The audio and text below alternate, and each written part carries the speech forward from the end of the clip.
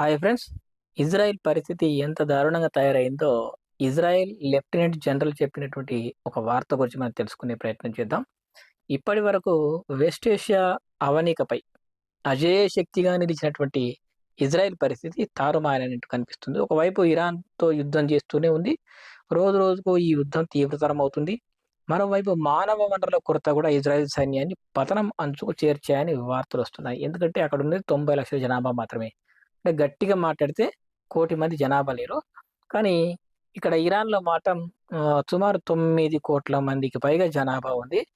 అయితే ఇజ్రాయెల్ అధినేత IDF lieutenant general Eyal Zamir అనే ఒక వ్యక్తి స్వయంగా ఈ వారం జరిగినటువంటి మంత్రి మండలి భద్రతా సమావేశంలో ఒక విషయం చెప్పడం జరిగింది. మన దేశంలో సైనికులు తక్కువగా ఉన్నారు.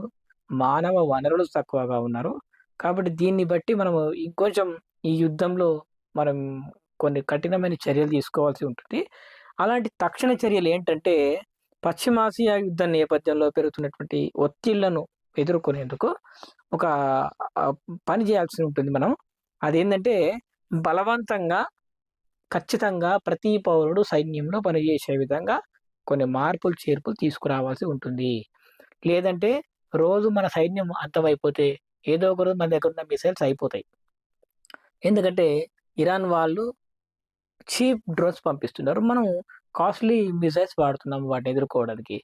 ఏదో ఒక టైంలో ఈ పరిస్థితి తారుమారైతే కొన్నిట్లో కొన్ని డ్రోన్స్ తప్పించుకొని మన దేశ పౌరుల మీద, సివిలియన్స్ మీద పడ్డాయనుకో, అప్పుడు మన దేశ ఉనికికే ప్రమాదం అని చెప్పేసి చెప్పడం జరిగింది. ఈ విధంగా ఐడీఎఫ్‌ను బలోపేతం చేయడానికి చట్టపైన మార్పులు ఖచ్చితంగా అవసరమని, నిర్బంధ సైనిక సేవ చట్టాన్ని తీసుకొచ్చి అర్హులైన పౌరులందరూ సైన్యంలో చేరేలా మనము రిజర్వ్ డ్యూటీ చట్టం ద్వారా రిజర్వ్ సైనికుల వినియోగాన్ని క్రమబద్ధీకరించాలని చెప్పేసి మరి పేర్కొనడం జరిగింది.